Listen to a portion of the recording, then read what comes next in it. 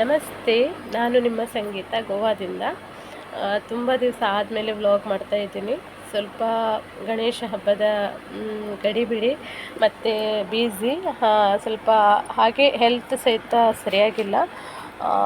Allergy, ಸರ್ದಿ ಇಷ್ಟೆಲ್ಲ ಇದರಿಂದ shorts ಆವಾಗವಾಗ ಹಾಕ್ತಾಯಿರ್ತೀನಿ.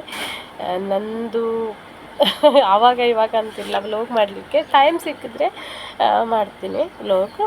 ಹಾಗೆ ಏನು ವಿಷಯ ಅಂತ ಹೇಳಿದ್ರೆ, ಅಮ್ಮ ಬಂದಿದ್ದರು ಊರಿಂದ ಚಕ್ಲಿ ಮಾಡಿಕೊಂಡು.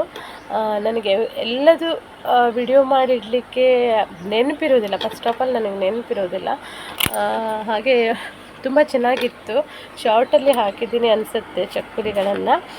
ಟೇಸ್ಟಿ ಇತ್ತು, ಹಾಗೆ ನೋಡಲಿಕ್ಕೂ ತುಂಬ ಚೆನ್ನಾಗಿ ಮಾಡಿದರು. ತಿಂದು ಖಾಲಿ ಆಯಿತು. ನಾವು ತಿನ್ನೋದಕ್ಕಿಂತ ನಾನು ನನ್ನ ಫ್ರೆಂಡ್ಸ್ ಸರ್ಕಲ್ಲಿಗೆ ಅವರಿಗೆ ಇವರಿಗೆ ಕೊಟ್ಟಿರೋದೇ ಜಾಸ್ತಿ. ಯಾಕಂತ ಹೇಳಿದ್ರೆ ಸ್ವಲ್ಪ ಹಂಚ್ಕೊಂಡು ತಿಂದರೆ ನಮಗೂ ಒಂದು ಮನಸ್ಸಿಗೆ ನೆಮ್ಮದಿ.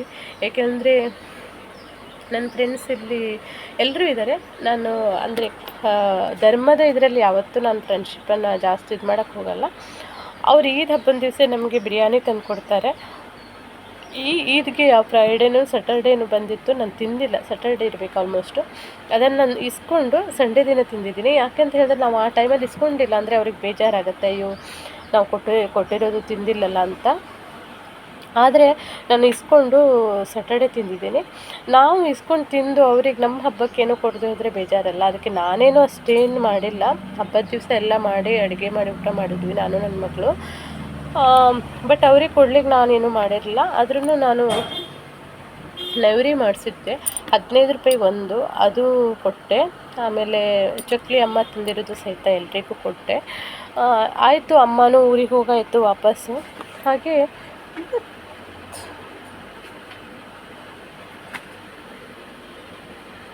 ಗೊತ್ತಿಲ್ಲ ಏನಂತೇಳಿ ನನ್ನ ಚಪ್ಪಲಿಗೆ ತುಂಬಾ ಮಣ್ಣಾಗಿಬಿಟ್ಟಿದೆ.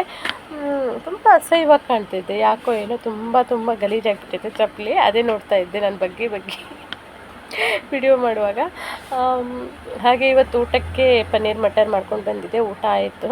ಊಟ ಆಗಿ ಮಧ್ಯಾಹ್ನ ಕಸ್ಟಮರ್ ಇಲ್ಲ, ಗೊತ್ತಿಲ್ಲ ಯಾಕೋ ಏನು ಅಂತ ಸುಮ್ಮನೆ ಕೂತಿದ್ದೆ. ಹಾಗೆ ನಾನು ನನ್ನ ಮನೆ ಪ್ರಾಬ್ಲಮನ್ನು ಹೇಳಿದ್ದೆ, ಇನ್ನೊಂದು ಮನೆ ತೊಗೊಳ್ಬೇಕಂತ ಮನಸ್ಸು ಮಾಡ್ತಾಯಿದ್ದೀನಿ ಅಂತ. ನಿನ್ನೆ ಹೋಗಿ ನೋಡಿದೆ, ಬಟ್ 3rd ಫ್ಲೋರ್ ಅದು.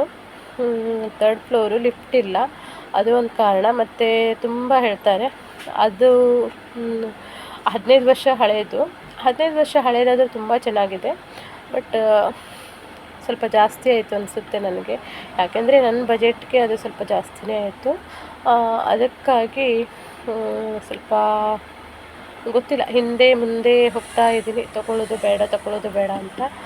ಆಲ್ಮೋಸ್ಟ್ ಗೊತ್ತಿಲ್ಲ ಏನಾಗ್ತದೆ ಅಂತ. ತೊಗೊಳ್ಳೋದು ಇಲ್ಲ ಅನಿಸುತ್ತೆ. ಯಾಕೆಂದರೆ ಅಷ್ಟು ದುಡ್ಡು ಹಾಕಿ ಒಂದು ಹೊಸ ಪ್ರಾಜೆಕ್ಟ್ ಎಲ್ಲ ಆಗ್ತಾಯಿದೆ, ಅಲ್ಲೇ ಬುಕ್ಕಿಂಗ್ ಮಾಡೋದು ಒಳ್ಳೆಯದು ಅಂತ ನನ್ನ ತಮ್ಮ ಹೇಳಿದ್ದಾನೆ. ಹಾಗೆ ಮಾಡೋದು ಒಳ್ಳೆಯದೇನೋ ಅನಿಸುತ್ತೆ. ಯಾಕೆಂದರೆ ಎಷ್ಟೆಲ್ಲ ಕೊಟ್ಬಿಟ್ಟು ನಾವು 15 ವರ್ಷ ಹಳೆಯದೆಲ್ಲ ತೊಗೊಳ್ಳೋ ಬದಲು ಈ ಥರ ಚಾಲ್ತಿಯಲ್ಲಿರೋ ಕಾಂಟ್ರಾಕ್ಟ್ ಅಲ್ಲೇ ನಾವು ಬುಕ್ಕಿಂಗ್ ಮಾಡಿದ್ರೆ ಓಕೆ ಅನಿಸುತ್ತೆ. ಹಾಗೆ ನಿಮ್ಮ ಅಭಿಪ್ರಾಯ ಏನಂತ ತಿಳಿಸಿ. ಯಾಕೆಂದರೆ ನಾವೇನು ಅಷ್ಟು ಇದಲ್ಲ, ಯಾರು ನಮಗೆ ಸಹಿತ ಇನ್ನೂ ನನಗೆ ಮೆಸೇಜು ಆ ಥರ ಏನೂ ಇಲ್ಲ. ಆದ್ರೂ ನಾನು ಕೇಳ್ತಾ ಇದ್ದೀನಿ ನಿಮ್ಮ ಹತ್ರ ಪ್ರೀತಿಯಿಂದ. ಹಾಗೆ ಇವತ್ತು ತುಂಬ ದಿವಸ ಆಗಿಬಿಡ್ತು ನಾನು ಹೆಲ್ತ್ ಅಪ್ಸೆಟ್ ಅಂತ. ಅಲರ್ಜಿಯಿಂದ ನನಗೆ ಸರ್ದಿ ಆಗುತ್ತೆ. ಈ ಟೈಮಲ್ಲಿ ಸರಿಯಾಗಿ ಇದ್ದೀನಿ ನೋಡಿ. ನಿನ್ನೆ ಅಂದರೆ ಯಾಕೆ ಟ್ಯಾಬ್ಲೆಟ್ ತೊಗೊಂಡಿದ್ದೆ, ಇದು ಸ್ವಲ್ಪ ಟೈಮ್ ಆದ ತಕ್ಷಣ ಅಥವಾ ಇನ್ನೊಂದು 5 ಡೇಸ್ ಆ ಟ್ಯಾಬ್ಲೆಟ್ ತೊಗೊಂಡು 5 ಡೇಸ್ ಓಕೆ ಇರ್ತೀನಿ. 5 ಡೇಸ್ ಆದಮೇಲೆ ಕಂಟಿನ್ಯೂ ಅದೇ ಸಿವ್ನು ಬರೋದು ಮತ್ತು ಮೂಗಲ್ಲಿ ನೀರು ಬರೋದು, ಅದು ಥಂಡಿ ಪ್ರಕೃತಿ. ಅದಕ್ಕೆ ಇವತ್ತು ನಾನು ಹೋಮಿಯೋಪತಿ ಡಾಕ್ಟರ್ ಹತ್ರ ಹೋಗಿದ್ದೆ. ಅಲ್ಲಿ ಬೆಳಿಗ್ಗೆನೇ ಅಪಾಯಿಂಟ್ಮೆಂಟ್ ಇತ್ತು. एक्चुअली वो डॉक्टर ने सुबह नहीं रहता है, शाम को रहता है, बट अपॉइंटमेंट लिया करके सुबह था. डॉक्टर के पास अपॉइंटमेंट लिया करके सुबह गई थी. ऐसे ही मैं शॉप खुला करता है, ऐसे ही शॉप खुला करके छोड़ता है, मेन गेट डाल के. क्यों, कुछ ऑप्शन नहीं है मेरे को इसके लिए. ऐसा गई थी. बाद में ऐसा बोली डॉक्टर के पास, मतलब बहुत दिन हो गया, वही बोल दिया हम स्टार्टिंग में कौन सा भी बीमारी होने दो. ओ माय गॉड, मैं हिंदी में क्यों बात कर रहे हैं मुझे इतना टाइम तक कन्नड़ में व्लॉग करके. ಸಾರಿ, ನಾನು ಬೆಳಿಗ್ಗೆ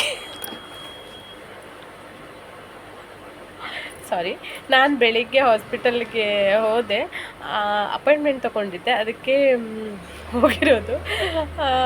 ಆಮೇಲೆ ಅದೇ ಡಾಕ್ಟ್ರ್ ಹತ್ರ ಹೇಳಿದೆ, ಇಷ್ಟು ತುಂಬ ದಿವಸ ಆಯಿತು ಹೀಗೀಗ ಆಗ್ತಾಯಿದೆ ಅಂತ. ಡಾಕ್ಟ್ರ್ ಹೇಳಿದರು, ನಾವು ಯಾವುದೇ ರೋಗನೂ ಸ್ಟಾರ್ಟಿಂಗ್ ನಾವು ನೆಗ್ಲೆಕ್ಟ್ ಮಾಡ್ತೀವಿ, ಆಮೇಲೆ ಅದು ದೊಡ್ಡದಾಗುತ್ತೆ ಅಷ್ಟೇ. ಈಗ ಟ್ಯಾಬ್ಲೆಟ್ ಬರೆದಿದ್ದಾರೆ, 3 ತಿಂಗಳ ಕೋರ್ಸ್ ನೋಡುವ ಅಂತ ಹೇಳಿದ್ದಾರೆ. ನೋಡಬೇಕು ಇನ್ನು ಕಡಿಮೆ ಆಗ್ತದೆ ಅಂತ.